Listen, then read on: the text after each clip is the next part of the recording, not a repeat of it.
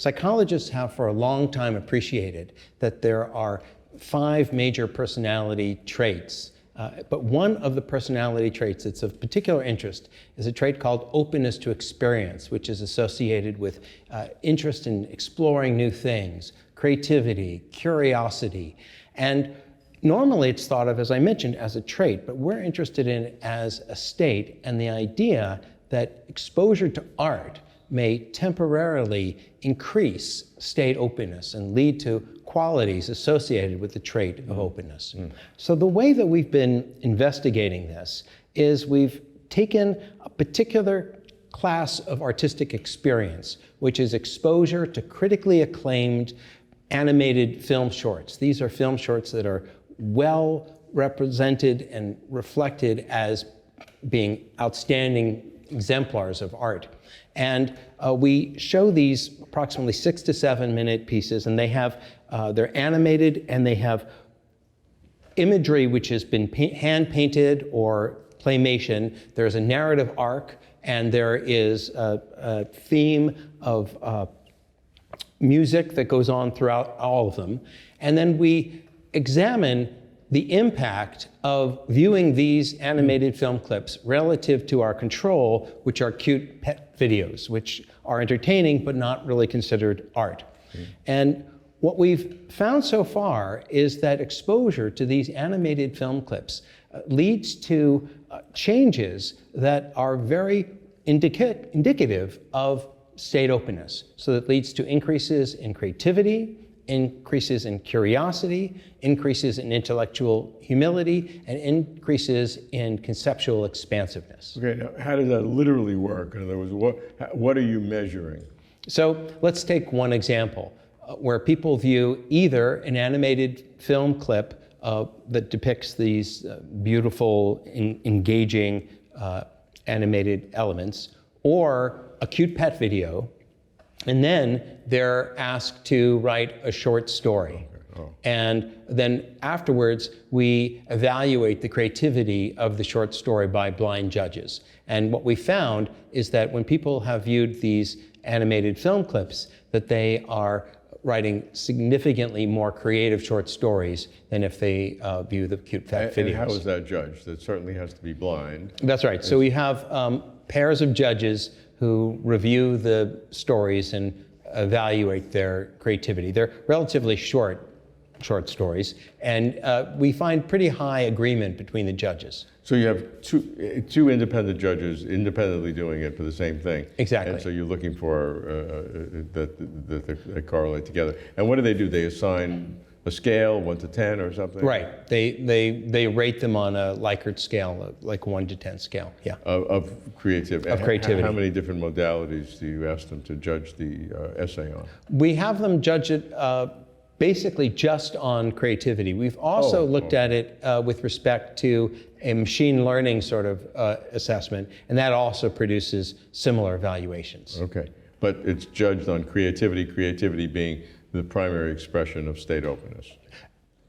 Well, that's one measure. We've done a number of different experiments with different dependent measures. Okay, and what are some of the others? So another dependent measure we did is we gave in the same setup. We show people either the animated film short or the cute pet videos, and then we have them read articles or play a game. And the question is, how epistemically, how intellectually curious are they? How likely are they to want to read the articles versus to just play the game? Oh. And what we find is that when individuals are exposed to the animated film shorts, they're more likely to want to learn more. So there seems to be a thirst for knowledge that is also created by exposure to art, and this is another quality that seems to be associated with openness. And do you have a time variable here that you have to have them do it within 10 minutes? Right, exactly. So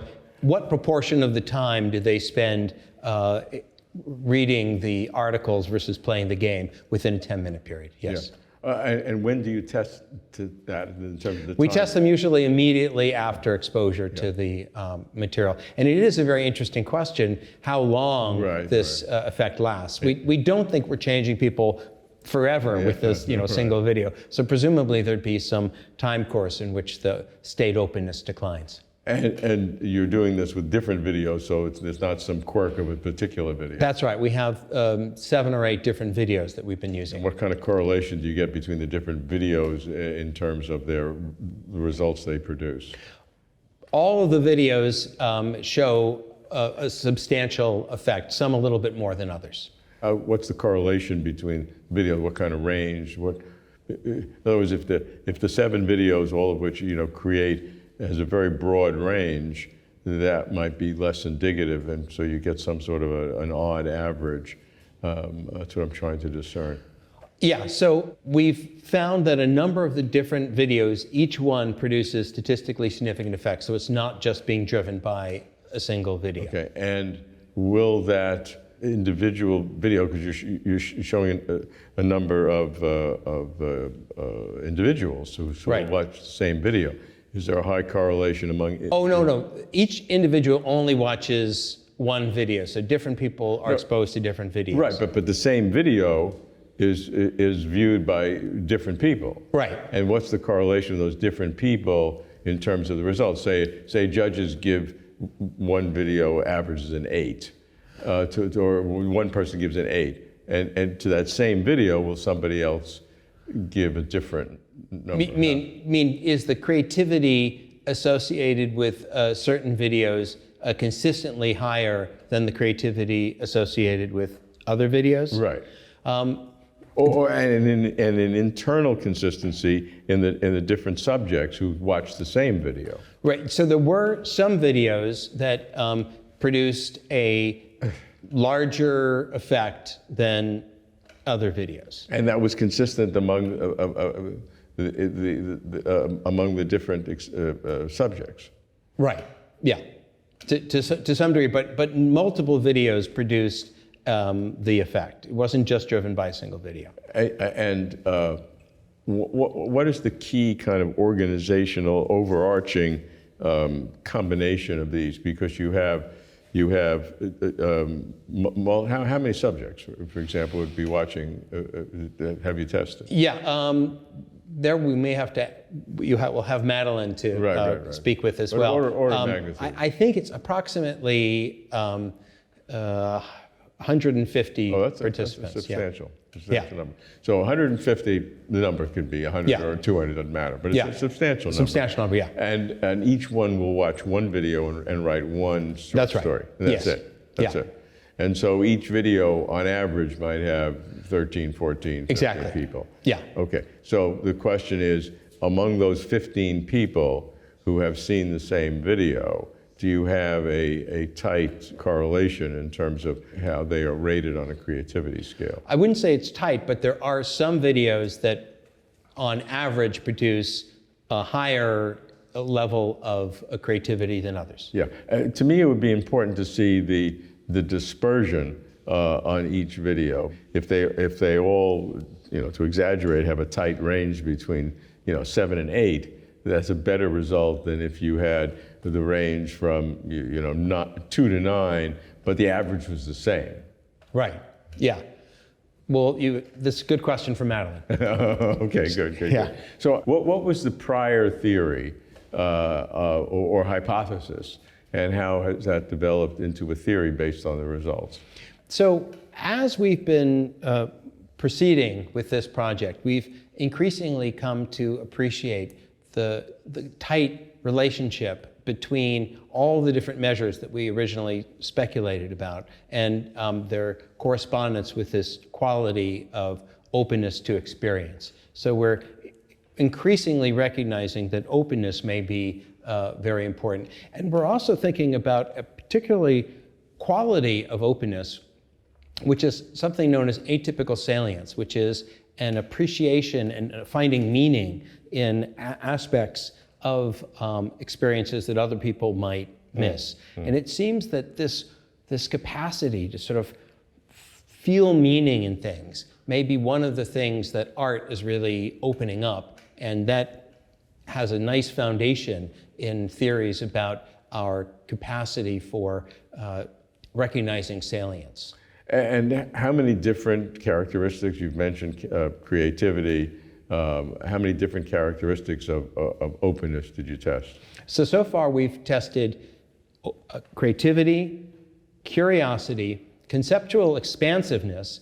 This is where you give people a set of items, say various different vehicles or various different items that could be categorized as a vehicle, and ask them, is this a vehicle? So everyone agrees that a car is a vehicle, but is a camel a vehicle? Yeah. And what we find is that when people have been exposed to these artistic experiences, they're more likely to think that a camel is a vehicle. Oh, that's a very good test. I like that. I like that one. Where do we go from here? What are the challenges? Well, so one challenge is getting our measures as crisp as possible. We've been, originally we're just having people read, create curiosity elements to see, like, do they read more articles? But we feel that reading, sometimes people don't want to read for other reasons other than a lack of curiosity. So we have a new paradigm that we're developing in which we're showing people videos that are either intellectually interesting videos, such as Closer to Truth, or listening to sort of more vacuous videos and seeing, does it shift the proportion of videos that they're interested in listening to. And they make that choice of what they want to listen to. That's right. They can either learn or chill. Oh. And so we're basically refining our measures. The other thing is we've realized that for every study that we do, we need to replicate it, because in this day and age, you really want to have everything. So every single study we do, we want to replicate. And then we're also trying to clarify what we mean by art. So we've been characterizing the animated shorts as more artistic than the cute pet videos, but we're trying to really dig deep into that and show that people do have a different criteria for what they consider art, and that they do in fact consider these more artistic. And then in so doing, we're also gaining a deeper understanding of what people prototypically view as art and what they view as less art-like. And what is the biggest challenge that you've had through the project and existing now? So I would say that the biggest challenge is just the sheer amount of tenacity that's required to get all of our materials exactly right, to get our measures perfectly calibrated, to replicate everything in as tight a way as possible, and to make sure that all of our constructs are well-defined. In replicability, of course, is the most important part. We're all familiar with what has happened in everything from psychology to drugs that, a very large percentage of published papers turn out not to be replicable. 40% is what I remember a number to be. How do you assure that a replication really is a replication? Because normally you like to do it in a completely separate lab with different people and, a completely de novo replication. But if you have the same people involved, does that create a potential conflict? The key approach for replication is to make sure that you tightly characterize exactly what you're going to do and how you're going to analyze the data, so that it's sort of locked in the precise methodology that's going to be used. And yes, it is the case that if we replicate it, that it doesn't have quite the same level of generality as if other researchers replicate it. But the best way to get other researchers to take on the task of replicating it is to show that we've been able to robustly replicate it. Of course, that's right. Replicating studies is not the highest aspiration of researchers to validate somebody else's theory. Unfortunately so, and oftentimes even the researchers themselves are somewhat wary about having other people replicate it, because they're concerned that they won't get the same effect, and they see it as a challenge to their integrity. I think replication really needs to be much more baked in, both to the initial process and to people's sort of viewing of responsibility to replicate each other's work. And finally, what would be the implications if to the result that you're leading towards, that art leads to an expansion of the state of openness?